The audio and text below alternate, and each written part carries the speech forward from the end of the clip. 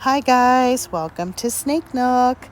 I'm Vanny and out here I have Sunfire. He is my Morelia Bredli or Centralian Carpet Python. He is not in the Spilota complex, but I think of him as a carpet python nonetheless. This is a beautiful day to bring him outside. I think he's starting a shed cycle, so I thought, oh, I better get him out here. We are in the middle of spring break. Beautiful weather, guys. Spring is just around the corner. And this gorgeous little boy here, well, he's not so little anymore, but he is definitely getting some outside time today, and he is just enjoying some time on this tree.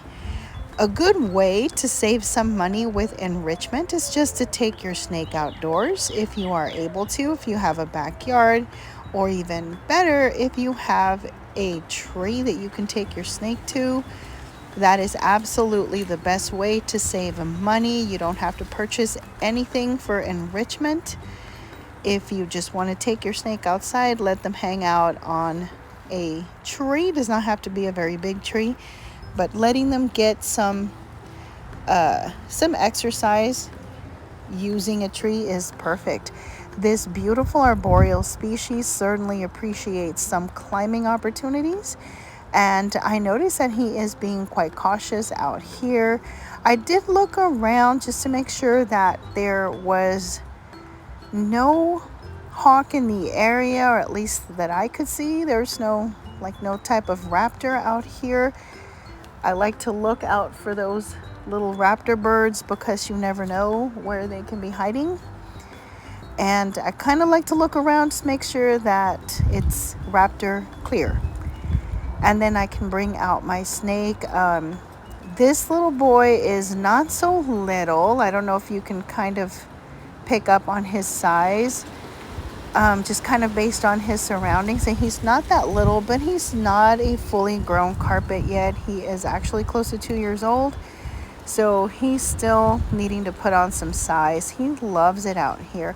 And the best part for him, I think, is that he's exploring squirrel scents that are on the tree. I think he's loving that. He's probably looking around to see if there's anything good to eat. Tonight is feeding night. So he's a hungry boy and he's just looking around to see if there's anything tasty, I'm sure. But here we are just trying to get some outside time in for Mr. Sunfire. He is getting big, guys. He's almost 2 years old. Well, he'll be 2 years old this summer. So he's about a year and 8 or 9 months of age right now. He's still growing. He's going to do some more growing. I think he's going to be a large snake. Probably about 6 feet in length once fully grown. He's a male. But, we never really know until they are fully grown. So we'll see. But that's what I'm estimating the length that he's going to reach is about maybe 6 feet or so. 6 to 7 feet. Bredlis can get quite large. So we'll see how big he gets in another 2 years or so, and see what size he will be reaching. Something that I really like about Bredlis, if you look at their heads and faces up close, they almost look like little dragons. Sunfire is a wild type Bredli, and I think he's absolutely beautiful. Even as he's starting a shed cycle, I think that his colors are amazing.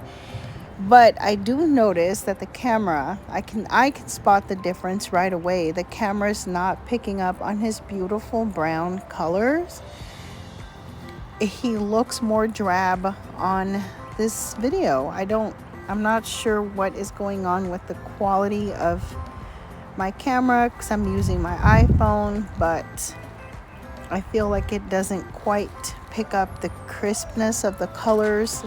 He does have some orange tones in there with the browns, and I just feel like we're missing out on that on video. But anyway, guys, take my word for it. He is quite lovely to look at. And just watching him check things out. Let me just take a quick look up here. I don't want any raptor bird sneaking up on us. Everything looks good. I don't see anything that I should be concerned with. No squirrels in the area right now. There are several squirrels living on these trees, guys. I have seen them. They're all over the place. They run around along the fence as well. And so I know they're out there. They're just hiding right now. Maybe because it's daytime and they're usually out early in the morning or in the evening. So here is beautiful little Sunfire checking everything out. He's probably picking up on some of those squirrel scents right now, and he is wondering where that squirrel is. Look at that little face. He's just so cute. You can definitely tell just by looking at his young little head right now that he is going to have that classic big Bredli head once he does mature into an adult. Very, very interesting looking carpets, I think. Yeah, I know. Most people don't like to say that the Bredlis are carpets. I think we all know by now that what they are not is in the Spilota complex. This particular snake species is not a Spilota, but I think he is a carpet nonetheless. But anyway, look at that beautiful, beautiful snake head. It's just, he's going to be stunning as an adult. And he's checking everything out. He's curious about everything, but at the same time, he's cautious. And that's just what a snake does. The snake is cautious. Just checking things out. I like the way he is supporting himself on the tree using all those little grooves, and the texture of the tree is what's helping him stay on the tree. I'm glad he's getting to use his muscles. Yeah, so if you definitely want your snake to get some exercise, some enrichment, and you just don't want to spend any money on getting, let's say, a cat tree, using it for the snakes, save yourself money and just take them outdoors if it's a possibility. If you have a tree out there, do not waste that opportunity of letting your arboreal carpet or any other snake have an opportunity to check things out. Now, unfortunately, if you have a flighty corn snake or king snake, well, you're going to have to think of another way to provide some natural enrichment for them, because putting a fast-moving colubrid on a tree may not be the best idea. Anyway, let's go ahead and go indoors. Let's check out this beautiful carpet python. And yes, this one is a carpet python, a Spilota. He is my Morelia Metcalfei. He is an inland carpet python, and this is Riverine, and he spends most of his time on his perches. He seldom hides. If he ever does hide, it is because he is in shed. Other than that, Mr. Riverine just hangs out on his perches. He absolutely loves them. He is in quite a large enclosure. This is a 4x2x2. This will definitely suit him quite well as an adult. Well, if he doesn't get too large, that is. But I don't expect him to get bigger or longer than 5 feet. We'll see, because inland carpet pythons can grow bigger than 5 feet, but we'll see how he does. He's actually quite a small carpet. Let's take a close look at him. Look at those beautiful patterns. Absolutely beautiful. Look at those spots. The spots for Spilota. He's absolutely gorgeous. He just had a shed recently. He's going to eat tonight. And he's just chilling. He's relaxing and just hanging out on his perches. He's absolutely beautiful. The inland carpet python is my favorite pet snake species to keep and handle. He's most docile and just fun to interact with. Absolutely beautiful. He does utilize all the space in his enclosure sooner or later, but he mostly spends his time up here on the purchase, but he is a snake that is visible. I think of him as confident and secure. The upcoming clip is the next day. Here he is the day after feeding, and you can see that lump on his body.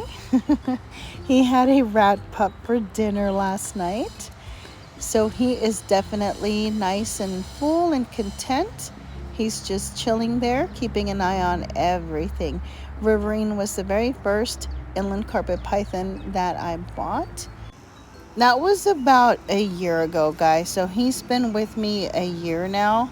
And he was so tiny, but now he is gaining some size. He's looking quite lovely.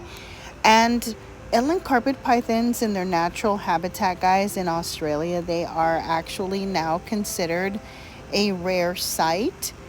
You know, out there in the wild, unfortunately, their numbers have just dwindled over the years, primarily due to habitat loss and also the pet trade and just and activities like camping and fishing have also driven out the inland carpet python from their natural environment. And so over the years, there have been fewer and fewer sightings of these guys in the wild. And while there are breeders making them available in captivity, for example, here in the US, there are some breeders working with inland carpet pythons, and that is a great thing. But still, where they truly belong, unfortunately, they are now considered a rare sighting. So just something to keep in mind. The beautiful inland carpet python is indeed in need of conservation. Thank you so much for staying with us, guys, and we hope to see you here again next time. Y'all have a good one. Bye.